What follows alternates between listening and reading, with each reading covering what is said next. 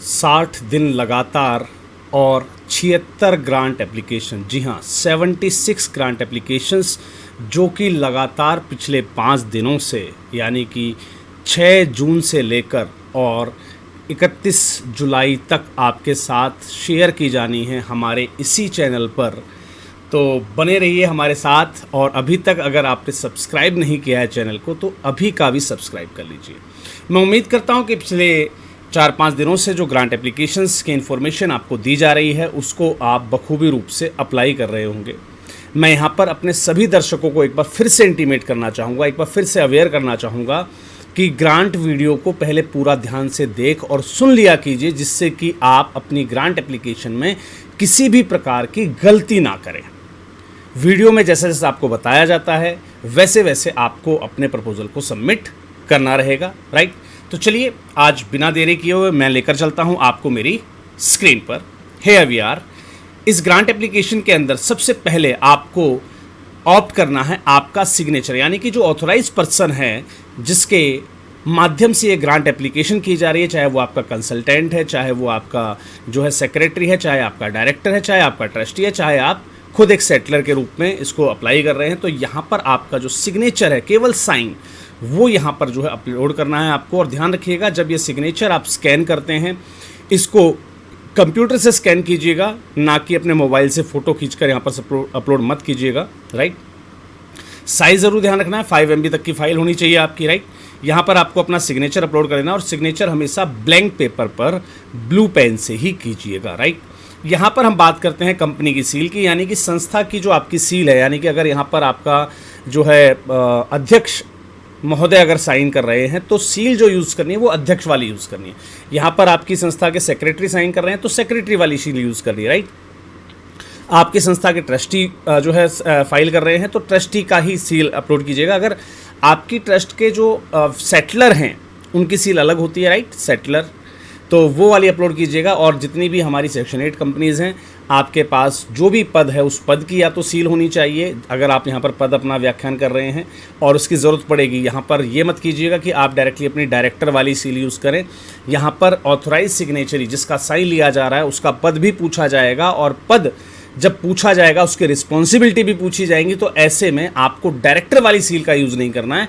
यहाँ पर अपनी जो आपका जो भी संस्थान में पद मिला है, चाहे वो आपको अध्यक्ष का मिला हो, चाहे मोस्टली आपको 2 ही पद मिलते हैं, अध्यक्ष का या फिर खजांची का, ट्रेजरर का, तो वो जो भी आपका पद आपको आपने वहाँ पर निर्धारित किया है, आप उस पर्टिकुलर पद वाली सील को ही यहाँ पर आप अपलोड करेंगे। इसको भी अपलोड करने का सेम प्रोसीजर है। आपको आपकी जो सील है वो एक ब्लैंक पेपर पर, वाइट पेपर पर लगानी है, और उसके बाद उसको स्कैन करना। काफ़ी लोग क्या करते हैं, उनके पास एक डेमो बना हुआ होता है, अपने कंप्यूटर से डिज़ाइन बना हुआ होता है, सिर्फ उस डिज़ाइन को डायरेक्टली अपलोड कर देते हैं। ऐसी गलती आपको यहाँ नहीं करनी है, राइट। चलिए जी, नीचे आते हैं। Project title for which funding is sought, यानी कि जिस प्रोजेक्ट के लिए आपको फंडिंग की रिक्वायरमेंट है उस प्रोजेक्ट का यहाँ पर आपको टाइटल फिल करना है। अप्लाइंग ऑर्गेनाइजेशन नेम, संस्था का जो नाम आपके पैन के अंदर है, ध्यान रखिएगा, संस्था का जो पैन कार्ड है उसमें जैसा जैसा आपका नाम मेंशन है वो पूरा नाम आपको यहाँ पर टाइप करना है। कई संस्थाओं के पैन कार्ड में उनके नाम के आगे कुछ जगह या लोकेशन का नाम भी आ गया है गलती से, राइट। जैसे फलाना जो है फाउंडेशन आमला मध्य प्रदेश, या आमला सिर्फ इतना आ गया है, राइट। कुछ भी एडिशनल वर्ड अगर आपका फाउंडेशन, ट्रस्ट, सोसाइटी नाम के बाद अगर आ गया तो उसको भी यहाँ पर जो है इंक्लूड करना है। आपको पैन का नाम एज इट इज़ यूज़ करना, उसमें कोई भी फेरबदल नहीं चलेगा। Registered as a society, foundation, trust या अदर, तो आपकी जो भी रजिस्ट्रेशन है सोसाइटी के रूप में है, ट्रस्ट के रूप में है, फाउंडेशन के रूप में है, राइट, तो वो यहाँ पर आपको अपना मेंशन कर देना है। ईयर ऑफ रजिस्ट्रेशन मेंशन कर देना है, केवल ईयर डालिएगा। काफ़ी सारे साथी क्या करते हैं, यहाँ पर कंप्लीट डेट डाल देते हैं, ऐसी गलती मत करना। ईयर पूछा गया है तो ईयर ही मेंशन कीजिएगा। रजिस्टर्ड ऑफिस एड्रेस, यानी कि आपके जो रजिस्ट्रेशन सर्टिफिकेट पर जो एड्रेस आया हुआ है आपको यहाँ पर वो डालना है। काफ़ी सारे साथी क्या करते हैं, हमने जब रजिस्टर्ड कराया था तो किसी और एड्रेस पे करवा लिया था, अभी का जो एड्रेस है वो यहाँ पर आप डाल देते हैं। इसी वजह से आपकी ग्रांट एप्लीकेशन का जवाब नहीं आता है। अभी करंटली आपसे कहाँ पर संपर्क किया जाए या आपसे पत्राचार का पता क्या है वो इससे अगले कॉलम में यहाँ पर आपसे पूछा गया है कॉरस्पॉन्डेंस एड्रेस के रूप में। तो आपका अगर रजिस्टर्ड ऑफिस एड्रेस अलग है और कॉरस्पॉन्डेंस ऑफिस एड्रेस अलग है तो आप उसी प्रकार से रजिस्टर्ड ऑफिस को रजिस्टर्ड ऑफिस की जगह, एड्रेस की जगह, और आपके कॉरस्पॉन्डेंस यानी कि जो अभी पत्राचार का पता है उसको यहाँ पर मेंशन करेंगे। अगर दोनों ही केस में आपका रजिस्टर्ड ऑफिस एड्रेस और आपका हाल मुकाम यानी कि कॉरस्पॉन्डेंस एड्रेस यानी कि पत्राचार का जो पता है वो सेम है अगर, तो वही सेम आप यहाँ पर जो है इसको भी यहीं से सेम एज इट इज़ यहाँ पर आपको मेंशन करना है। संस्था का फ़ोन नंबर जिस पे संस्था से कांटेक्ट किया जाएगा, जो संस्था के लिए बना गया, राइट, ध्यान रखिएगा। संस्था का ईमेल आईडी, वेबसाइट, मैंने कई बार कहा है, हालांकि वेबसाइट का ऑप्शन जो है वो ऑप्शनल होता है, लेकिन ऑप्शनल का मतलब ये नहीं है कि कंपनी को उसकी या फंडिंग एजेंसी को उसकी ज़रूरत नहीं है। अगर ज़रूरत नहीं होती ये कॉलम यहाँ पर नहीं होता। तो मेरा आप सभी लोगों से अनुरोध है कि अगर संस्था के पास वेबसाइट नहीं है तो प्लीज़ आप ये वेबसाइट रेडी करें, उसके बाद इस ग्रांट को आप अप्लाई करें। संस्था का पैन नंबर, तो संस्था का फुल पैन नंबर आपको यहाँ पर मेंशन कर देना है। अब आती है अगली चीज़, detail of the authorise signatory. अब यहाँ पर संस्था का जो ऑथराइज सिग्नेचरी जिसको आपने बनाया उसकी डिटेल फिल करनी है, जैसे उनका नाम, उनका क्या डेजिग्नेशन है, मैंने पहले ही आपसे कहा था उनका डेजिग्नेशन पूछा जाएगा, तो आप पहले नेम और उनके बाद उनका नाम आप फिल करेंगे, उसके बाद उनका पैन नंबर आप फिल करेंगे, पैन नंबर, फिर उसका उनका आधार नंबर, फिर उनका आइडेंटिटी प्रूफ यानी कि उस आइडेंटिटी प्रूफ में आप क्या यूज़ करने जा रहे हैं, आप उनका आधार यूज़ कर रहे हैं, पैन यूज़ कर रहे हैं, जो भी आप यूज़ करें उसका नंबर ज़रूर डालना है। अगर आप उनका ड्राइविंग लाइसेंस यूज़ करें तो ड्राइविंग लाइसेंस का नंबर, जो भी आप आगे अटैच करने वाले हैं डॉक्यूमेंट, राइट। तो ऑथराइज सिग्नेचरी के जो डिटेल मांगे हैं उसी क्रम में भरने हैं। काफ़ी लोग क्या करते हैं, नाम पहले डाल दिया, आधार नंबर डाल दिया, ठीक है, पैन नंबर डाल दिया, नहीं, जिस क्रम में आपसे पूछा गया है, नाम, उसके बाद उनका डेजिग्नेशन, उनका पद क्या है संस्था के अंदर, फिर उनका पैन नंबर, फिर उनका आधार नंबर, राइट। और आइडेंटिटी प्रूफ के लिए जो भी आप दोनों को यूज़ करें, पैन नंबर, आधार नंबर दोनों डाल दिया आपने, राइट। एंड आइडेंटिटी प्रूफ में आधार, पासपोर्ट या ड्राइविंग लाइसेंस, तो आप जो भी यूज़ कर रहे हैं, आधार यूज़ कर रहे हैं, उनका पासपोर्ट यूज़ कर रहे हैं, ड्राइविंग लाइसेंस यूज़ कर रहे हैं, वो आप एडिशनली यहाँ पर मेंशन करेंगे कि आपने कौन सा प्रूफ यूज़ किया है, right. Detail of the contact person, अब ध्यान दीजिएगा, detail of the contact person में if different than the authorise signatory, यहाँ पर क्लियर रूप से मेंशन किया गया कि भाई अगर ऑथराइज सिग्नेचरी से अलग आप कॉन्टैक्ट पर्सन की डिटेल देना चाहते हैं तो आप मेंशन कर सकते हैं। अगर वही यूज़ करना, वही आपके ऑथराइज सिग्नेचरी और वही आपके कॉन्टैक्ट पर्सन है, तो इस केस में भी आपको उनका नाम, उनका डेजिग्नेशन और उनका आईडी प्रूफ आप क्या देने वाले हैं ये यहाँ पर आपको क्लियर रूप से मेंशन करना है, राइट। चलिए जी, उसके बाद आते हैं उनकी फंक्शन या उनकी रिस्पॉन्सिबिलिटी क्या है। ध्यान दीजिएगा, मैंने आपसे पहले ही कहा था कि आपका जो डेजिग्नेशन है वो आपसे पूछा जाएगा, आपके डेजिग्नेशन के बारे में आपकी रिस्पॉन्सिबिलिटी क्या है उस डेजिग्नेशन पर रहते हुए वो आपसे पूछी जाएंगी। तो आपकी जो भी ऑथराइज पर्सन की जो रिस्पॉन्सिबिलिटीज़ हो वो यहाँ पर मेंशन कर देना है। अब काफ़ी लोग जो है यहाँ पर भी गलती कर जाएंगे। भाई ऑब्वियस सी बात है, आप उनको ऑथराइज सिग्नेचरी बना रहे हैं, ग्रांट एप्लीकेशन भी कर रहे हैं उनके नाम से, तो आपकी जो रिस्पॉन्सिबिलिटी या फंक्शंस हैं उसमें ये चीज़ भी क्लियर रूप से मेंशन होनी चाहिए कि संस्था के लिए जो भी ग्रांट अप्लाई होंगी या उससे संबंधित अगर कोई सवाल जवाब या कोई भी डॉक्यूमेंट्री पार्ट अगर कंप्लीट करने के लिए मांगा जाएगा तो उसको फर्दर फंडिंग एजेंसी से डील करने के लिए भी हमारे यही ऑथराइज सिग्नेचरी इज़ रिस्पॉन्सिबल या फिर इनका फंक्शन ये भी है, राइट। तो वो दिमाग से जो है अपने दिमाग को यूज़ कीजिएगा, राइट। ऑर्गेनाइजेशन का लीगल स्टेटस, देखिए हालांकि हमसे ऊपर यहाँ पर पूछा जा चुका है कि संस्था का किस रूप में हमारी संस्था रजिस्टर्ड है, तो यहाँ पर हमने सिर्फ क्या मेंशन किया था, हमारी सोसाइटी है, ट्रस्ट है या सेक्शन 8 है। अब यहाँ पर जो हमसे पूछा गया है ऑर्गेनाइजेशन का लीगल स्टेटस, यहाँ पर मेंशन करना है कि किस एक्ट के तहत आपकी संस्थान रजिस्टर्ड है। तो काफ़ी जगह पर ट्रस्ट का जो एक्ट है वो स्टेट वाइज भी है, काफ़ी जगह पर जो है सोसाइटी एक्ट जो है वो 2 प्रकार के सोसाइटी एक्ट है, तो वहाँ पर अलग अलग यूज़ किया गया होता है, राइट। तो जो भी आपका एक्ट लागू हो रहा हो आपके रजिस्ट्रेशन पर वो यहाँ पर आपको क्लियर रूप से मेंशन कर देना है। यहाँ पर बात करेंगे हम अदर रजिस्ट्रेशन यानी कि 12A की, तो यहाँ पर 12A का रजिस्ट्रेशन नंबर और उसकी वैलिडिटी, सेम ऐसे ही ATC का नंबर और उसकी वैलिडिटी, राइट। ऐसे ही CSR 1 का नंबर, रजिस्ट्रेशन नंबर और किस डेट को आपने अप्लाई किया, तो वहाँ पर आपकी डेट भी लिखी होगी, वो डेट भी यहाँ पर आपको मेंशन कर देनी है। प्रोजेक्ट की लोकेशन आपको मेंशन कर देनी है, यहाँ पर प्रोजेक्ट की लोकेशन फिल करनी है आपको, किस प्रोजेक्ट की लोकेशन रहेगी आपकी, टारगेट ग्रुप क्या रहेगा, ड्यूरेशन क्या रहेगा पूरे प्रोजेक्ट का बजट क्या, यहाँ पर देखिएगा प्रोजेक्ट का जो बजट है वो फाइनल बजट अलग होता है आपका जो टोटल निकल कर आ रहा है, राइट। आपको फंडिंग एजेंसी से कितनी रिक्वेस्ट करनी है, यानी कि देखिए यहाँ पर जब स्पेशली या तो केवल जो है प्रोजेक्ट का बजट पूछा गया होता है ना, या फिर डायरेक्टली जो पूछा भाई हमें हमसे कितना अमाउंट चाहिए। अब यहाँ पर पूछा गया भाई बजट क्या है आपके प्रोजेक्ट का और हमसे कितनी रिक्वायरमेंट है। दैट मीन्स कि इसमें कुछ पार्ट आपको और ऐड करने हैं आपके प्रपोजल के अंदर, जैसे कि हम सिमिलर हम कहाँ कहाँ से फंडिंग की व्यवस्था कर रहे हैं, जैसे हम मेंबर कंट्रीब्यूशन हुआ, सेल्फ कंट्रीब्यूशन हुआ, तो ऐसा कुछ ना कुछ पार्ट आपके बजट में ज़रूर रखना है आपको, सेल्फ कंट्रीब्यूशन वाला या मेंबर कंट्रीब्यूशन वाला या फिर अदर कोई फंडिंग एजेंसी, या फिर हम फंड रेजिंग के माध्यम से इतना अमाउंट हम खुद एडजस्ट करेंगे और इतने की आवश्यकता हमें फंडिंग एजेंसी से। तो ये आप इस चीज़ को ध्यान से एनालाइज कर लीजिएगा एप्लीकेशन करने से पहले।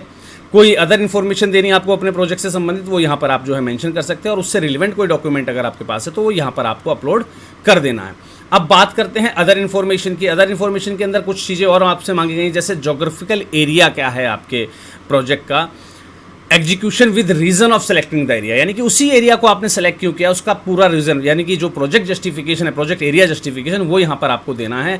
डिटेल्ड ऑफ द जो है टारगेट बेनिफिशियरी यहाँ पर आपको प्रोवाइड करना है, जिसमें including the number of the beneficiary, यहाँ पर बेनिफिशरीज का नंबर ऑफ बेनिफिशरीज आपको जो है मेंशन करना है, और उनका बैकग्राउंड, यानी कि जैसे आप बीपीएल परिवारों को एज ए बेनिफिशियरी बना रहे हैं तो आपने 800 परिवार चुने और वो बीपीएल से हैं संबंधित, तो वो सारी चीज़ें वहाँ पर आपको मेंशन करनी है। वो कोई महिलाओं का ग्रुप है, वो कोई जो है एडोलसेंट गर्ल्स हैं, तो वो जो बैकग्राउंड है उनका वो क्लियर यहाँ पर जो है आपको मेंशन कर देना। और इससे संबंधित अगर कुछ एनेक्शर हो आपका अलग से, यानी कि प्रपोजल के अंदर कोई एनेक्शर आपने दिया हुआ आपके टारगेट बेनिफिशियरी बैकग्राउंड का, तो वो यहाँ पर आप मेंशन कर सकते हैं। Detailed of the project execution methodology, project execution की मैथोलॉजी क्या रहेगी, जो भी उसके माइलस्टोन्स हैं टाइमलाइंस के अनुसार वो यहाँ पर मेंशन करते हैं। प्रपोजल राइटिंग क्लास में जो साथी हमारे साथ जुड़े थे उनको ये बच्चों वाला खेल लगेगा, राइट। तो उससे संबंधित जहाँ पर भी आपका वो पार्ट आ रहा है उससे संबंधित आप एक एडिशनल एनेक्शर भी बना सकते हैं और वो यहाँ पर आप दे सकते हैं, क्योंकि जब हम बात करते हैं माइलस्टोन बेस्ड टाइमलाइन की तो हमें एक जेंट चार्ट बनाना होता है, राइट। तो वो आप यहाँ पर बनाकर जो है उसे एनेक्शर का नाम देकर यहाँ पर अपलोड जो है इसका मेंशन नंबर कर सकते हैं कि भाई फलाना एनेक्शर में हमने अलग से जो है इसको टाइमलाइन को जो है माइलस्टोन बेस्ड टाइमलाइन हमने जो है प्रोवाइड की हुई है। अब एस्टीमेट ऑफ द प्रोजेक्ट, अब फाइनेंशियल ईयर जो आपका रहेगा 24-25 में क्या है, 25-26 में क्या है और 26-27 में क्या रहेगा, तो एस्टीमेट देना है, ध्यान रखिएगा। अब आप कहेंगे सर 26-27 तो अभी आया नहीं, तो एस्टीमेशन ही तो पूछा है आपके प्रोजेक्ट कॉस्ट का, राइट। वो यहाँ पर आपको देना है। टोटल कॉस्ट क्या रहेगी CSR फंडिंग से, राइट, आपको यानी कि IGL से, जी हाँ बिल्कुल, हम जिस ग्रांट की बात कर रहे हैं उसका नाम है IGL यानी कि इंद्रप्रस्था गैस लिमिटेड, हम उसके लिए अप्लाई कर रहे हैं। तो यहाँ पर IGL से कितना जो है आपको ग्रांट सॉर्ट करनी है, कितनी ग्रांट की आपको आवश्यकता है, वो यहाँ पर आपको मेंशन करना है। अब ध्यान दीजिएगा, डॉक्यूमेंटेशन अपलोड जब बात आएगी तो आपके डॉक्यूमेंटेशन साइंड होने चाहिए, स्टाम्प्ड होने चाहिए एंड वेरीफाइड कॉपीज़ होनी चाहिए with the following documentation should be uploaded, right. तो वेरीफाइड आपको वेरीफाई किसी और से करवाना है, ध्यान रखिएगा। सील स्टाम्प कर देना है उसको, राइट। ऑलरेडी आपका सील और स्टाम्प मांगा है, वेरीफाइड अलग से मांगा है इसमें, तो वेरीफाई आप किसी भी गेजेटेड ऑफिसर का यूज़ कर सकते हैं यहाँ पर अपनी कॉपी को वेरीफाई करवाने के लिए, या फिर आप जो है जैसे ऑथ कमिश्नर होता है कोर्ट के अंदर, राइट, या कोई नोटरी होता है उससे आप इनको वेरीफाई करवा के लाइएगा, फिर अपना सील साइन साइड में कीजिएगा, राइट। ये कंप्लीट करने के बाद आपको यहाँ पर देना है आपके CSR 01 के रजिस्ट्रेशन को अपलोड कर देना है। साइज़ यहाँ पर दिया गया है हर एक फाइल के लिए, राइट। रजिस्ट्रेशन आपके पास जो भी सोसाइटी, फाउंडेशन या ट्रस्ट का जो भी रजिस्ट्रेशन है, यानी कि ट्रस्ट डीड है, तो वो यहाँ पर आपको अपलोड कर देनी है। डीड, ट्रस्ट डीड या आपका जो MOU है, जो आपका बायलॉज है, वो यहाँ पर अपडेट कर देना है। बोर्ड डायरेक्टर्स, राइट, की लिस्ट जो है उनकी क्वालिफिकेशन और उनके पैन नंबर के साथ यहाँ पर अपलोड करनी है। तो पहले कॉलम को ध्यान से देख पढ़ और समझ लिया कीजिए कि यहाँ पर मांगा क्या गया है, उसके हिसाब से ही उसको जो है अपलोड कर देना है। बेनिफिशरी की डिटेल्स को आपको यहाँ पर अपलोड कर देना है। 3 साल की आपकी फाइनेंशियल एनुअल रिपोर्ट्स को आपको यहाँ पर अपलोड कर। एनुअल रिपोर्ट ध्यान रखिए, मैं कई बार बता चुका हूँ, बार बार बताता हूँ, बार बार इंडिमेट कर रहा हूँ, आप लोगों के ग्रांट्स के जवाब नहीं आ रहे हैं। उसका कारण है कि आपके पास प्रोफेशनल एनुअल एक्टिविटी रिपोर्ट नहीं है। अगर आपके पास प्रोफेशनल एनुअल एक्टिविटी रिपोर्ट नहीं है, आप हमारे हेल्पलाइन नंबर 9991997003 पर हमें व्हाट्सअप कीजिए। मैं आपको ए बंच ऑफ 3 वीडियोज़ आपको भेजूँगा, जहाँ पर हमने अपने चैनल पर ऑलरेडी बताया है कि कैसे आप अपने एनुअल एक्टिविटी रिपोर्ट को प्रोफेशनल रूप से डिज़ाइन कर सकते हैं। तो इसमें आपको किसी से भी कोई खर्च देने की आवश्यकता नहीं है, बशर्ते आपको खुद से इसको जो है मेंटेन कर लेना है। आपको जो ITR है आपकी लास्ट 3 ईयर की, वो उसका एक्नॉलेजमेंट जो है वो यहाँ पर आपको सबमिट करना है। ऐसे ही आपको लास्ट 3 ईयर की आपकी जो ऑडिट रिपोर्ट है, बैलेंस शीट और इनकम एक्सपेंडिचर अकाउंट के साथ, वो यहाँ पर अपलोड कर देनी है। इनकम टैक्स एग्जेम्पशन सर्टिफिकेट जो है आपका ATG का, वो यहाँ पर अपलोड कर देना है। ऐसे ही 12A का जो सर्टिफिकेट है आपका, वो यहाँ पर आपको जो है अपडेट कर देना है। यहाँ पर ध्यान दीजिएगा, अगर आपके पास FCR जैसे यहाँ पर /35AC मांगा गया, तो आप चाहें तो यहाँ पर 12 ATG दोनों को अपलोड कर सकते हैं, क्योंकि यहाँ पर अंडर सेक्शन 12 ATG यहाँ पर दोनों मांगा गया, तो इस कॉलम को आप छोड़ सकते हैं, या फिर यहाँ भी आप जो है तो ATG अपलोड कर दीजिए। अगर आपके पास FCR है तो यहाँ अपलोड कीजिए, अदरवाइज इस कॉलम को खाली छोड़ दीजिएगा। इस पर आप स्पेशली रूप से 12 और ATG दोनों को एक साथ यहाँ पर अपलोड ज़रूर कीजिएगा। बैंक अकाउंट डिटेल आपसे मांगी गई हैं, राइट, तो आपको यहाँ पर कैंसिल चेक जो है आपका वो अपलोड करना है। तो ध्यान रखिएगा, कैंसिल चेक के ऊपर कैंसिल्ड लिखा हुआ होना चाहिए। और ध्यान दीजिएगा, काफ़ी सारे साथी क्या करते हैं, उनके पास एक ड्राफ्टेड पहले से एक कैंसिल चेक पड़ा होता है, तो आप कभी भी उसका यूज़ मत कीजिए। जब भी आप किसी ग्रांट के लिए अप्लाई करें, जैसे आज हम जब भी इस वीडियो को देख रहे होंगे, जायज़ सी बात है उससे 1 या 2 दिन बाद आप इस ग्रांट के लिए अप्लाई करेंगे, तो उस डेट से आगे पीछे ही कोई कैंसिल चेक बनाना है, उस पर डेट मेंशन करनी, जिससे पता लगे कि आपने स्पेशली इसी ग्रांट के लिए उस चेक को कैंसिल करके यहाँ पर अपलोड किया, राइट। तो डेट वहाँ पर मेंशन जरूर करनी है आपके चेक पर, जिससे कि पता लग सके कि आपने पर्टिकुलर फंडिंग एजेंसी को देने के लिए ही उस चेक को कैंसिल किया था। अगर आपके पास अवेलेबल है GST सर्टिफिकेट, तो यहाँ पर आपको जो है मेंशन कर देना है। अगर नहीं है तो आपके CA से आपको लिखवाना है कि आपकी संस्था के पास GST नंबर क्यों नहीं है। जो भी रीज़न है वो आपका CA लिख कर देगा, उनके लेटर हेड पर लिख कर देगा। आपका लेटर हेड इसमें यूज़ नहीं होगा, याद रखिएगा। आपका CA उनके खुद के लेटर हेड पर मेंशन करके देगा कि भाई उनको आपकी संस्था के पास GST क्यों नहीं है और अभी तक क्यों नहीं लिया गया है, राइट, उसका रीज़न क्या है। उसके बाद हम बात करते हैं major detail of the major completed project. पिछले 3 साल के अंदर अगर आपने कोई भी बड़े बड़े प्रोजेक्ट पे काम कर रखा है, छोटे बड़े प्रोजेक्ट पे काम कर रखा है, तो वहाँ पर आपको उनसे संबंधित जो डिटेल हैं, जो सर्टिफिकेट हैं आपके प्रोजेक्ट कंप्लीशन के, वो यहाँ पर अपलोड कर देने हैं। Proposal should also carry description of the organization, experience and source of funding. यहाँ पर ध्यान दीजिएगा, आपको क्या अपलोड करना है, प्रपोजल, क्योंकि इसने मेंशन किया है कि भाई proposal should carry brief description of the organization. आपके प्रपोजल के अंदर ब्रीफ डिस्क्रिप्शन होना चाहिए आपकी ऑर्गेनाइजेशन का, आपका एक्सपीरियंस मेंशन होना चाहिए ब्रीफ में, और सोर्स ऑफ फंडिंग क्या क्या रहेंगे आपके, वो यहाँ पर मेंशन होना चाहिए। उस प्रपोजल को आपको यहाँ पर जो है अपलोड कर देना है।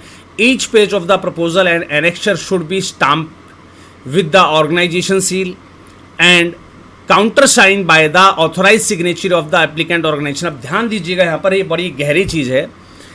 आपकी सील पर, आपका जो प्रपोजल है उसके हर एक पेज पर आपके जो ऑथराइज सिग्नेचर, उसका सील तो होना ही होना चाहिए। संस्था के किसी और पर्सन का भी सील होना चाहिए, जो कि यहाँ पर दिया गया भाई ऑर्गेनाइजेशन सील है ना, counter signed by the authorize signature. तो ऑथराइज सिग्नेचर सील तो मेंशन हो ही गई उस पर, लेकिन ऑर्गेनाइजेशन से किसी और एक और व्यक्ति के द्वारा उस पर सील किया जाना, सील साइन किया जाना मैंडेटरी है, राइट। तो आपकी जो प्रपोजल है उस पर 2 लोगों के सील होंगे, सील साइन होंगे। एक जो आपका ऑथराइज सिग्नेचर है उसका, चाहे उसकी पोस्ट जो भी रही हो, और एक आपकी संस्था की तरफ से कौन उसको वेरीफाई कर रहा है उसका भी सील साइन होना चाहिए, राइट। तो यहाँ पर name of the submitting person, यानी कि जो पर्सन सबमिट कर रहा है उसका नाम, उसका डेजिग्नेशन यहाँ पर फिल करना है, कैप्चा फाइल करना है, और इसको जो है फाइनल सबमिट पर क्लिक कर देना। कुछ इस प्रकार से आप अपनी ग्रांट एप्लीकेशन को जो है यहाँ पर ईजी वे में सबमिट कर सकते हैं। आपको इस ग्रांट एप्लीकेशन से संबंधित अगर राष्ट्रीय एनजीओ महासंघ की जो संबद्ध संस्थाएं, उनको अगर किसी प्रकार की हेल्प, कोई और फर्दर इन्फॉर्मेशन चाहिए, तो आप हमें कांटेक्ट कर सकते हैं। लिंक के लिए आप नीचे चैट बॉक्स में कमेंट कर सकते हैं। हालांकि मैं आपको यहाँ पर बता देता हूँ, iglonline.net, राइट। मैं नीचे डिस्क्रिप्शन बॉक्स में भी इस लिंक को जो है मेंशन कर दूंगा, जिससे आप इस ग्रांट के लिए अपना आवेदन जो है ऑनलाइन रूप से प्रस्तुत कर पाएंगे। तो किसी भी कंसल्टेंट के छलावे या बहकावे के चक्कर में मत आइएगा, आप खुद से अपनी एप्लीकेशन को ज़रूर फाइल कीजिए एश्योर्ड। और मैं जो है आपको बड़ी बड़ी शुभकामनाएं देता हूं कि जैसे ही आप इस ग्रांट के लिए अप्लाई करें, आपका जो है प्रपोजल ज़रूर से ज़रूर कंसीडर हो। चलिए मिलते हैं अगले किसी और वीडियो में नई किसी जानकारी के साथ। तब तक के लिए सभी को जय हिंद, जय भारत, धन्यवाद।